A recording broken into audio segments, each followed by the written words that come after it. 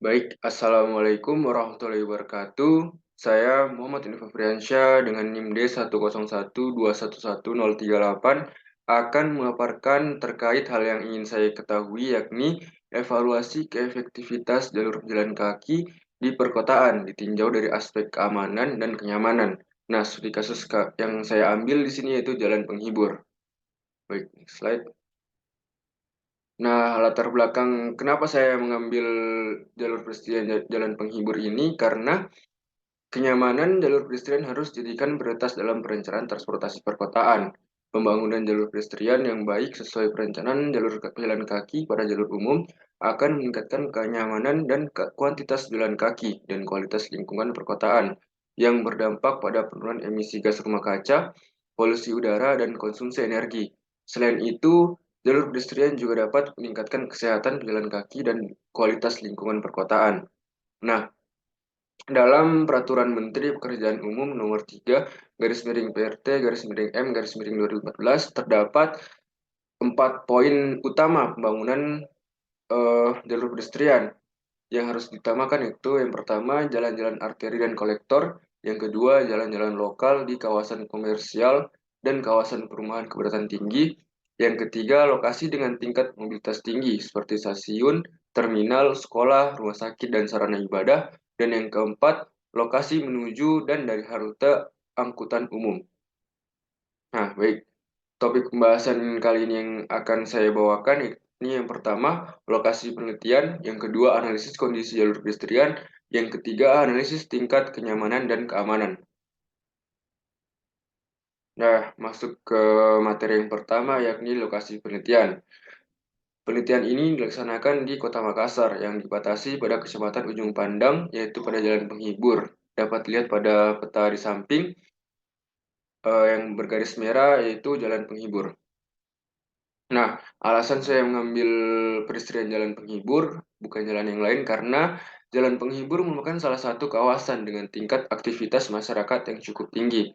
Jalan penghibur, khususnya di sekitar Pantai Losari, menjadi tempat yang ramai dikunjungi oleh pengunjung atau wisatawan. Karena kunjungan tersebut, sehingga menimbulkan pergerakan kendaraan, baik orang maupun barang, yang juga dipengaruhi oleh adanya kegiatan wisata dan kegiatan-kegiatan publik lainnya, sehingga perlu adanya penataan khususnya jalur pedestrian.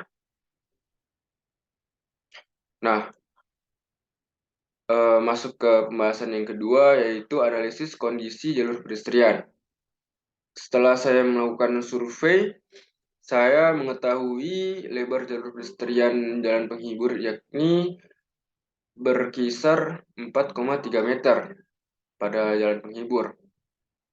Nah, untuk kondisi hambatan pada jalan penghibur ini ditemukan permukaan yang berupa paving block yang retak, berlubang, pedagang kaki lima yang berjualan di sepanjang jalur pedestrian, dan juga adanya bangunan yang mengambil jalur pedestrian, dan juga terdapat tempat parkir sehingga menghambat pejalan kaki yang melewati jalur tersebut. Nah, selanjutnya poin ketiga yakni keberadaan pohon.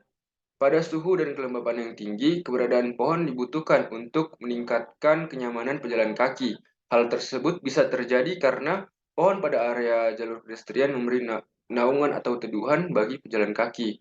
Pohon-pohon yang berbaris dan ditanam pada kebun atau box bisa disebut jalur hijau. Nah, selanjutnya yakni tempat duduk. Fasilitas umum yang harus tersedia pada jalur pedestrian juga yang saya dapat juga di jalur penghibur, yaitu tempat duduk yang biasa digunakan untuk sarana beristirahat saat kelelahan atau kepanasan.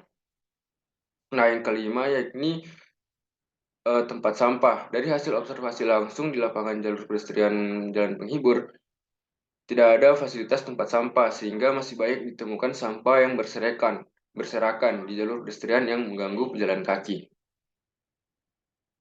Baik, yang ketiga yakni analisis tingkat kenyamanan dan keamanan. Setelah saya melakukan survei dan melakukan wawancara terkait jalur pedestrian penghibur, masyarakat menilai bahwa kondisi trotoar sudah lumayan baik untuk mendukung keamanan mereka. Karena bisa kita lihat pada gambar itu antara jalan dan jalur pedestrian ini mempunyai elevasi ketinggian yang berbeda, sehingga membuat masyarakat merasa nyaman dan juga jalur pedestrian ini sudah cukup lumayan besar, akan tapi banyak motor yang parkir di sini ya. Nah, eh, namun juga masyarakat menilai bahwa jenis permukaan yang digunakan dalam kategori buruk karena permukaan ini masih banyak yang berlobang dan juga masih menimbulkan genangan saat hujan sehingga menyebabkan licin saat berjalan di atasnya. Nah, yang kedua, pedestrian juga kurang baik bagi penyandang disabilitas. Pada jalan penghibur, dikarenakan jalur pedestriannya ini kurang ramah untuk semua kaum difabel, ada yang berlubang sehingga mengganggu pejalan kaki, khususnya dengan tongkat dan kursi roda yang digunakan masyarakat difabel. Nah, bisa kita lihat permukaan jalur pedestrian ini sudah cukup aus ya, sehingga membuat licin saat hujan dan juga adanya toko yang mengambil jalur pedestrian untuk kaum difabel seperti terlihat di gambar itu tangganya sampai menutupi jalur pedestrian seperti itu dan ada juga banyak motor di sini sehingga menutupi jalur pedestrian untuk kaum difabel seperti itu. Baik, mungkin itu saja yang ingin saya sampaikan. Bila ada kurang mohon dimaafkan. Wabillahi taufiq wal hidayah. Wassalamualaikum warahmatullahi wabarakatuh.